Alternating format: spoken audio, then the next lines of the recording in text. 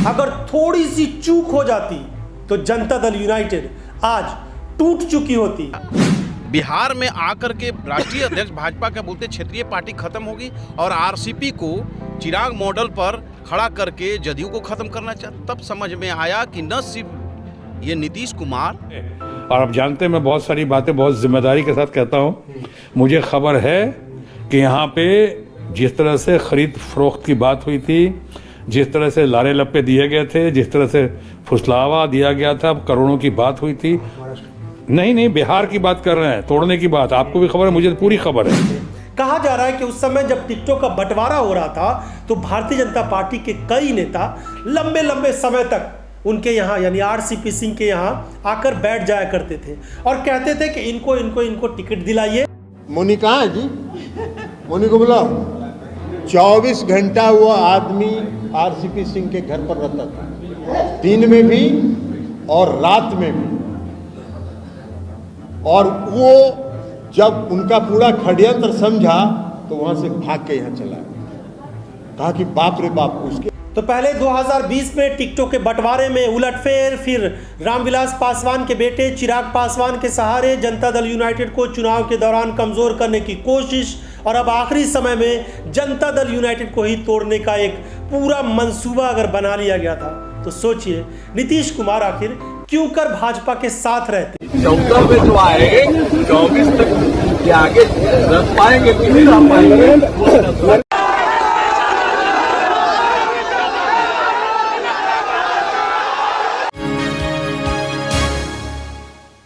स्वागत है आपका भारत वॉइस में।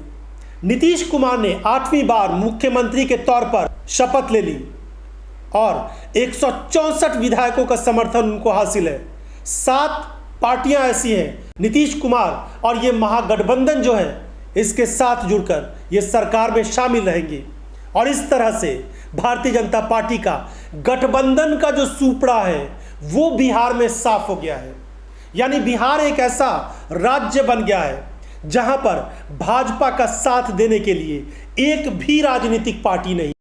ये पहली बार हुआ है बिहार के इतिहास में या शायद पूरे देश के इतिहास में कि एक पार्टी को छोड़ के बीजेपी का साथ कोई नहीं, 164 लोग हैं, सब के सब नीतीश बाबू के साथ। या ये अलग बात है कि आने वाले दिनों में लोक जनशक्ति पार्टी जो पहले थी यानी चिराग पासवान, उनको साथ लाने की योजनाएं बनाई जा रही है।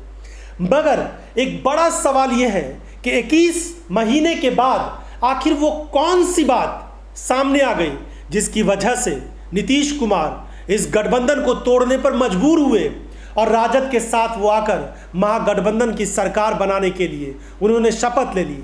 भारतीय जनता पार्टी ने कहां पर और कौन कौन सी गलती की और नीतीश कुमार ने कितनी बारीकी से भारतीय जनता पार्टी की उस चालाकी को पकड़ा है और कितनी मुश्किल हुई नीतीश कुमार की पार्टी के नेताओं को उस भारतीय जनता पार्टी के चाल को पकड़ने में, जहां पर अगर थोड़ी सी चूक हो जाती तो जनता दल यूनाइटेड आज टूट चुकी होती और बिहार में एक अलग तरह की तस्वीर बनकर सामने आती। जनता दल यूनाइटेड का जो आज ये स्वरूप है, भले ही 40 से ज़्यादा विधायक जनता दल यू के इस समय हैं, लेकिन अगर भारतीय जनता पार्टी का वो मंसूबा कामयाब हो जाता जिसको 2020 के विधानसभा चुनाव से लेकर अब तक एक ऑपरेशन की तरह से चलाया जा रहा था, वो मंसूबा कामयाब हो जाता तो आज बिहार में ये महागठबंधन की सरकार नहीं होती, नीतीश कुमार शायद मुख्यमंत्री नहीं होते, बल्कि तस्वीर कुछ और होती और मुख्यमंत्री कोई और होता।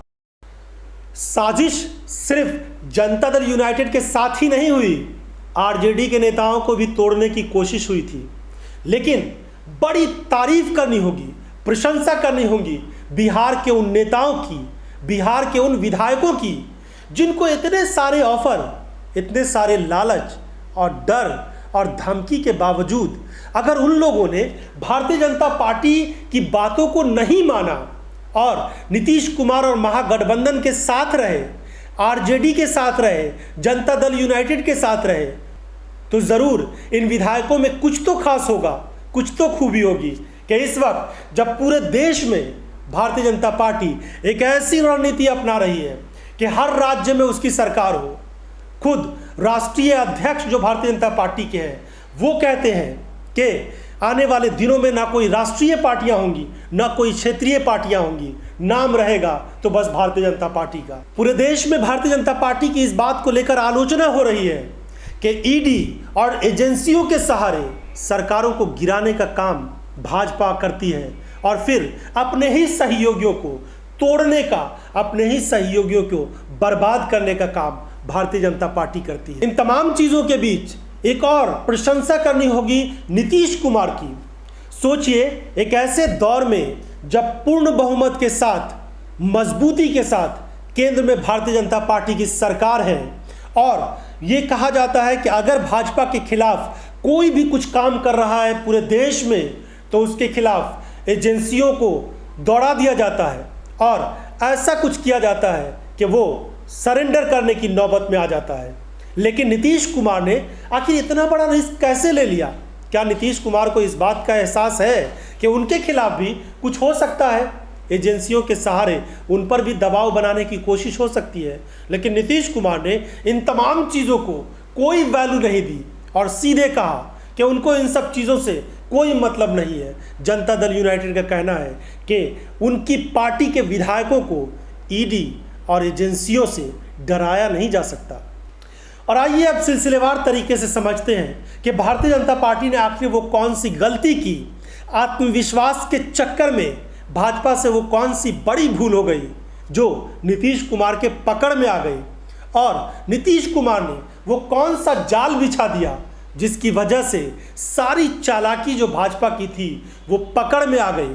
बात साल 2020 की है जब विधानसभा चुनाव का दौर चल रहा था और कहा जा रहा है कि नीतीश कुमार ने अपने कुछ लोगों को आरसीपी सिंह के यहाँ लगा रखा था और वहीं से आरसीपी सिंह के पास उस समय जब टिकटों के बंटवारे का दौर चल रहा था, आरसीपी सिंह तब जनता दल यूनाइटेड के राष्ट्रीय अध्यक्ष हुआ करते थे। हालांकि बाद में जब वो केंद्र में मंत्री बने 2021 में तब उनको राष्ट्रीय अध्यक्ष के पद से हटाया गया। लेकिन उस समय बहुत सारे फैसले वो चाहते तो कर सकते थे। कहा जा रहा है कि उस समय जब टिकटों का बंटवारा हो रहा था तो भारतीय जनता पार्टी के कई नेता लंबे लंबे समय तक उनके यहाँ यानी आरसीपी सिंह के यहाँ आकर बैठ जाया करते थे और कहते थे कि इनको टिकट दिलाइए। अपने पसंद के हिसाब से लोगों को टिकट दिलाने की बात कर रहे थे। ये खबर लगातार नीतीश कुमार को मिल रही थी, यानी जनता दल यूनाइटेड को कमज़ोर करने की कोशिशें वहीं से चल रही थी। जब इस तरह के हालात बन गए और आरसीपी सिंह के बारे में अंदाज़ा हो गया कि वो भारतीय जनता पार्टी के नेताओं के संपर्क में है तो फिर जनता दल यू ने अपने लोगों को लगाया और उसके बाद बहुत बारीकी से आरसीपी सिंह की एक एक गतिविधि को नज़र में रखने की कोशिश की और फिर आखिरी में जब ये गठबंधन टूटा है उसके कुछ दिन पहले तक ये अंदाज़ा हो रहा था कि आरसीपी सिंह के सहारे जनता दल यूनाइटेड को तोड़ने की कोशिश हो रही है। ये पूरी खबर जनता दल यूनाइटेड को पता चलती रही और इस तरह से ये बात सामने आ गई कि भारतीय जनता पार्टी की तरफ से ये कोशिश की जा रही है कि जनता दल यूनाइटेड को तोड़ दिया जाए। हालांकि मीडिया में ये भी खबर आई सोर्सेस के हवाले से कि ये करोड़ों रुपया देने और पद देने की बात कही जा रही थी बीजेपी की तरफ से। अब इसमें कितनी सच्चाई है ये अलग बात है, लेकिन बिहार में ये खबर घर घर पहुंच चुकी कि बिहार में जेडीयू को तोड़ने के लिए भाजपा ने तमाम तरह के हरबे अपनाए।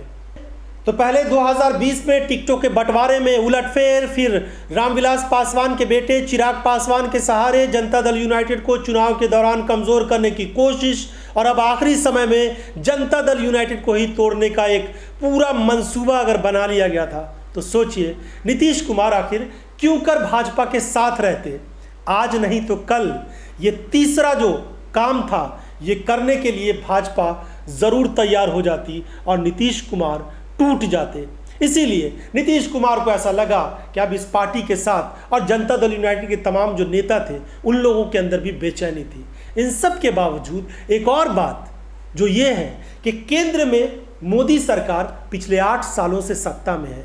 बिहार के लोग चाहे वो महंगाई हो, बेरोजगारी हो या फिर ऐसे बहुत सारे मामले जो राष्ट्रीय स्तर के हैं मोदी सरकार ने अपने कोई वादे को निभाया नहीं है। इसीलिए जनता का जो गुस्सा है वो जनता दल यूनाइटेड पर भी टूट सकता है और इस बात का एहसास जनता दल यूनाइटेड के नेताओं को बखूबी था। जाहिर है उनके पास कोई मोदी टाइप का नेता तो है नहीं कि वो चुनाव के समय में जाकर 4, 5 और 10 सभाएं कर देंगे और जनता से ऐसी मीठी मीठी बातें कर लेंगे कि वोट बरसता हुआ चला जाएगा। इनको तो दिखाना होगा कि आपने जनता के लिए क्या काम किया। बहुत सारी इसी तरह की बातें थी और इसी को लेकर जनता दल यूनाइटेड ने आखिरकार अपने संबंध तोड़ लिए। अगर आपको भी लगता है कि नीतीश कुमार का ये फैसला सही है और इससे बिहार के विकास में और भाजपा को कमज़ोर करने में कोई मदद मिलेगी तो अपने कमेंट्स ज़रूर कीजिएगा। ये वीडियो आपको कैसा लगा, इसके बारे में जो भी आपकी राय हो ज़रूर बताइएगा। चैनल को सब्सक्राइब नहीं किया तो सब्सक्राइब कर लें। बहुत बहुत धन्यवाद।